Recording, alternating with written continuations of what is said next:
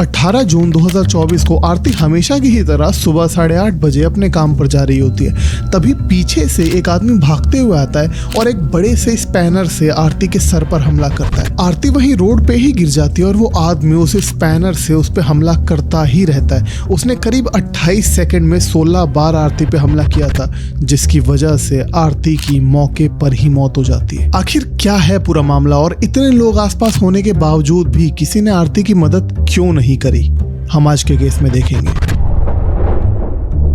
18 जून को आरती सुबह अपने घर से फैक्ट्री में काम करने के लिए निकलती है। वो वसई के चिंचपाड़ा इलाके की फैक्ट्री में काम करती थी। आरती अभी फैक्ट्री के लिए जा ही रही थी कि पीछे से रोहित आता है, एक बड़ा सा स्पैनर निकालता है और आरती पे हमला करना शुरू कर देता है। वो आरती पे तब तक हमला करता है जब तक आरती की मौके पर ही मौत नहीं हो जाती। आसपास बहुत भीड़ होती है, उनमें से एक आदमी आरती को बचाने की कोशिश भी करता है, लेकिन आसपास के लोग कोई भी उसका साथ नहीं देते और वो अपनी कोशिश में नाकाम हो जाता है। आरती वहीं अपना दम तोड़ देती है और आरती को मारने वाला कोई और नहीं, उसका ही एक्स बॉयफ्रेंड था। आरती अपने परिवार के साथ महाराष्ट्र के वसई में रहती थी। घर में 4 लोग थे और उसके पिता छोटी मोटी जॉब करके ही घर का गुजारा चलाते थे। आरती का परिवार वैसे था तो यूपी से, लेकिन पिछले कई सालों से काम की तलाश में वो लोग यहाँ महाराष्ट्र के वसई में रह रहे थे। आरती की जान पहचान रोहित यादव से कुछ साल पहले ही हुई थी और पिछले 3 सालों से वो लोग रिलेशनशिप में भी थे। रोहित यादव था तो हरियाणा से, लेकिन काम की तलाश में वो भी महाराष्ट्र में ही रह रहा था पिछले कई सालों से और उसके घर में कोई भी नहीं था, सबकी डेथ हो चुकी थी। वो अकेला ही था अपने घर में। अब क्योंकि पिछले 3 साल से आरती और रोहित रिलेशनशिप में ही थे तो दोनों में काफी अटैचमेंट भी थी और दोनों को ही एक दूसरे के घर के बारे में पता था। तो रोहित को भी आरती के घर के हालात पता थे कि एक ही आदमी कमाने वाला और वो भी छोटी मोटी जॉब करके बस अपना घर चला पा रहा था। तो कई बार रोहित पैसों से भी काफी आरती की मदद करता था। अब आरती और रोहित के बीच में एज गैप भी था और रोहित जो था वो बहुत ज्यादा कंट्रोलिंग पॉजेसिव नेचर का था आरती को लेके। शुरू से ही वो ऐसा ही था। अब धीरे धीरे थोड़ा टाइम निकलता और कुछ टाइम बाद आरती के पिता की तबीयत खराब हो जाती है। वो छोटी मोटी जॉब करके ही अपना घर चलाते थे और जब तबीयत खराब हो चुकी थी तो उसके बाद से तो वो काम ही नहीं कर पा रहे थे और घर में पैसों की बहुत ज्यादा तंगी आ रखी थी।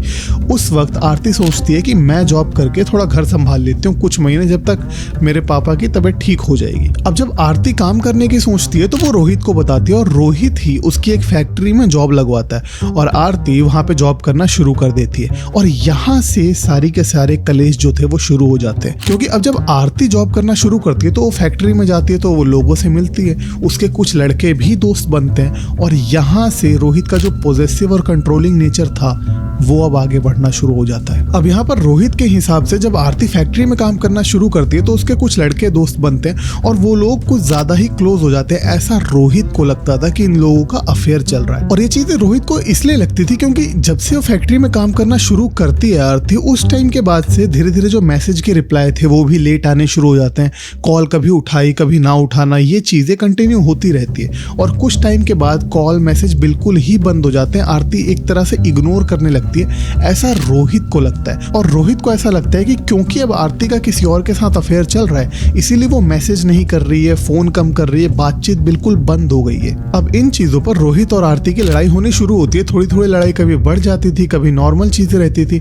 ये चीजें अब कंटिन्यू होने लग जाती है। अब यहाँ पर रोहित जाता है उस लड़के से बात करने, उसको धमका के आ जाता है जो उसकी फैक्ट्री में ही काम करता था। अब रोहित जाकर उस लड़के को धमकाता है और ये चीज जब आरती को पता चलती है तो आरती फोन करके रोहित को सुनाती है। रोहित को काफी चीजें बोलती भी है। तो इन चीजों पर धीरे धीरे रोहित का गुस्सा बढ़ना शुरू हो जाता है और जो लड़ाइयां थी अब वो बहुत ज्यादा बढ़ रही थी। अब क्योंकि रोहित पहले से ही काफी पॉजिटिव और कंट्रोलिंग नेचर का था और इतनी सारी चीजों के बाद से अब वो आरती को भी धमकी दे रहा था और जो उसके दोस्त थे उनको भी धमकी देने लग गया था। अब बात बहुत ज्यादा आगे बढ़ गई थी।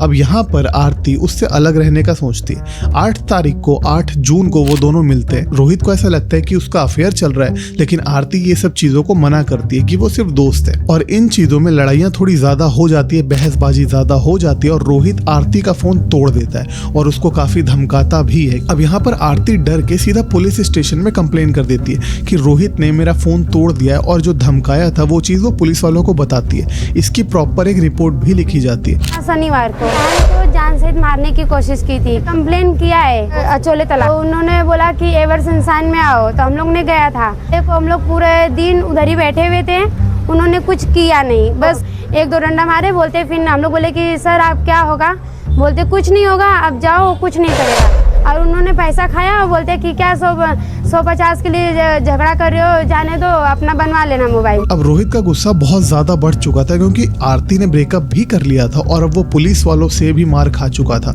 8 जून के बाद से रोहित ने कुछ भी नहीं करा था, आरती को बिल्कुल भी परेशान नहीं करा था, वो सिर्फ आरती का रूटीन देख रहा था। और अब आती है 18 जून की सुबह, जब आरती फैक्ट्री के लिए निकलती तो अपने घर से है, लेकिन फैक्ट्री पहुंचने से पहले ही रोहित उस पर हमला कर देता है। वो उसकी लास्ट से पूछता भी है कि तूने मेरे साथ ऐसा क्यों किया, और वहीं पर बैठ जाता है। थोड़ी देर बाद पुलिस वाले आकर उसको गिरफ्तार करते हैं और उसको लेके चले जाते हैं। अब रोहित का तो जो होगा वो होगा ही, उसको तो जो सजा मिलेगी वो कम ही है, लेकिन एक सोचने वाली बात है कि क्या आरती को बचाया जा सकता था वहां पर, क्योंकि रोहित के हाथ में स्पैनर था, कोई चाकू या कोई धारदार हथियार नहीं था, या कोई रिवॉल्वर, कोई पिस्टल नहीं थी कि जिससे दूर से ही हमला किया जा सके। एक स्पैनर था जिसे 2-4 लोग मिलकर रोक सकते थे, और वहां पर 20-25 लोग तो सिर्फ वीडियो रिकॉर्ड करने में लगे हुए थे। ये सारी चीजें सीसीटीवी में दिख रही है। शायद आरती को बचाया जा सकता था। जब वो आदमी रोहित को पकड़ रहा था, अगर किसी एक आदमी ने और उसका साथ दिया होता तो शायद आरती बच सकती थी। लेकिन इसी कहानी का एक दूसरा पहलू भी है, कोई दूसरे के लिए अपनी जान क्यों जोखिम में डालेगा। हो सकता है मैं इस चीज में गलत हूँ, आपको क्या लगता है ये चीज आप कमेंट सेक्शन में जरूर बताइएगा। इस केस में जब भी कोई अपडेट आएगी मैं आपको जरूर इन्फॉर्म करूंगा। अगर आप ये वीडियो अभी तक देख रहे हैं तो इस चैनल को सब्सक्राइब करके सपोर्ट जरूर करिएगा। मैं मिलता हूं आपसे नेक्स्ट केस में। Thank you for watching.